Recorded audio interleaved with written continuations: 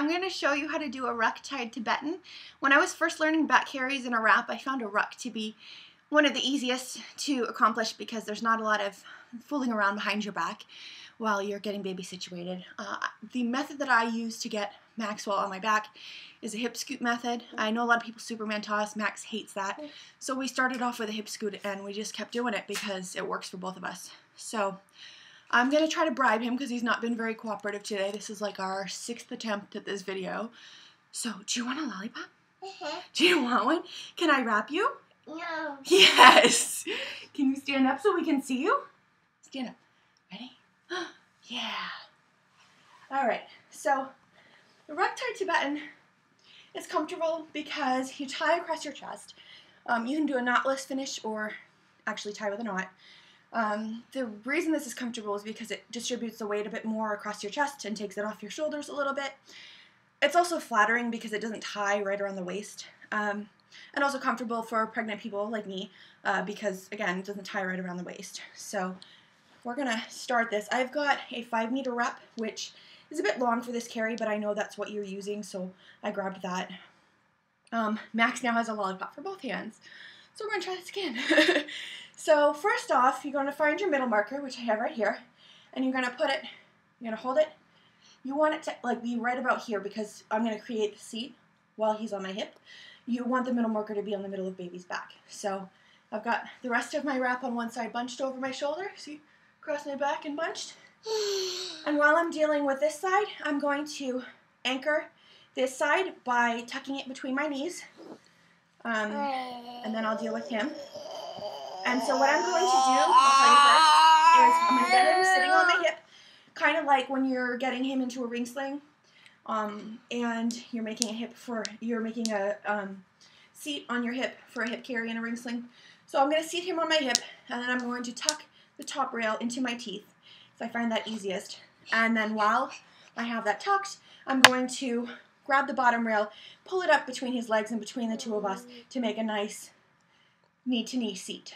Once I've gotten him in his seat, I'm going to hold this and I'm going to scooch him onto my back. And you'll see. So, come on. Can we go up? Look at those lollipops you have. Can I have some? They look delicious. Are you going to share? Yeah, right.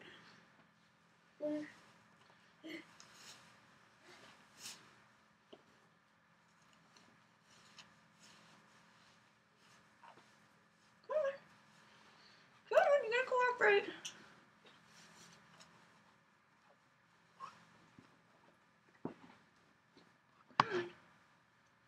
Okay, so he's got a nice seat in over here. So I'm going to get him onto my back and finish the back portion of the carry and then show you the tie off in the front. So what I want to do is make sure that he's not got a lot of slack, which he does right now. So I kind of, I bunch this up. Yep, and this side is still anchored between my legs. So, ooh, lollipops. Mom's gonna have sticky hair. And then I go like this, and I just move my arm around him, basically, and scooch him onto my back. To get him up higher, I pull on this, because that helps to scooch him up. You don't want him, staring at the center of your back. Now, I still have my other hand on him, and until you are secure, you want to make sure that you always keep one hand on baby. When you're first doing this, I suggest doing it over a bed. So I'm going to pull this side up and over my shoulders like the other side is. And you want to make sure by pulling the top rail up on his back that he is nice and got a full wrap across his back. You know what I'm saying, I think. No, I just kind of popped his seat a little bit, so I'm going to fix that up. If you happen to lose the baby seat while you're back there, all you have to do is kind of reach behind, in between you, and pull the bottom rail back up, which is what I just did. So now I've got a wrap on both shoulders, and he is secure in there. You can see he's got a nice seat. And so now at this point, I don't have to worry so much about keeping a hand on him because I've got this, which is securing him, and the top rail is nice and tight so he can't fling back. So what I'm going to do is I'm going to start by planting one of them back between my legs And I'm going to pull one back around here, and it's going to go, this is making your ruck strap, over the first leg, okay? And then under the leg on the opposite side, okay? And then it's around in your front. You're going to switch which side is anchored. So I'm going to anchor this side while I work with this side, okay? I'm going to do the same thing behind my back over this first leg, right?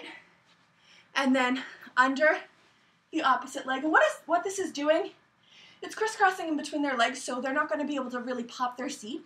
It's also pinning down that seat that you first made, so they're less likely to be able to get rid of the seat that you made for them, which you don't want them doing. Alrighty, so we've got my ruck straps here. Now, if you just want to do a plain, excuse me, I'm all disheveled. Yikes. Okay, now a plain ruck tied in front, you would just tie right here. You can do that, that's fine. I don't like it that much. I find that the ruck straps alone put a little bit too much pressure on my back, especially with a 30-pound toddler. So, what you're going to do, again, pin one side under between your legs while you're working. You're going to bring this other side over to your ruck strap, across your chest. You're going to pull it over and then under. So you're going over and then under. Some people will leave it bunched up across your chest, like above your chest. You can do that. I prefer to spread them a bit. I think it's more flattering. I think it's more comfortable. So pull on this. Now this has got enough pressure here to stay as a knotless like this. You don't have to tie beyond that. I'm going to do the same for the other side. Okay? So I'm going to grab my ruck strap. I'm going to go, excuse me, over and then under. 1 second. See? Like that, over and then under. And see how this kind of pulls this out of my armpits a bit? That's what I like about the Tibetan tie-off, is because it kind of gets the ruck straps out of your armpits. It's a little bit more comfortable that way. So again, I'm going to spread this across my chest. And spreading it, I find, distributes the weight a bit more than just leaving them bunched. But you can certainly leave them bunched if that's your preference. So, again, this is holding. You see him? He's nice and high. This is holding. This Tibetan, this is a knotless Tibetan finish, and you can do that and leave it like that. Whether you just prefer the way it looks or whether you don't have enough length to do anything else beyond that. I could show you also, if you prefer to have a knot, if you feel that's more secure, or you have long tails afterwards, then what you can do is bring one across and just kind of tie off to the side a little bit.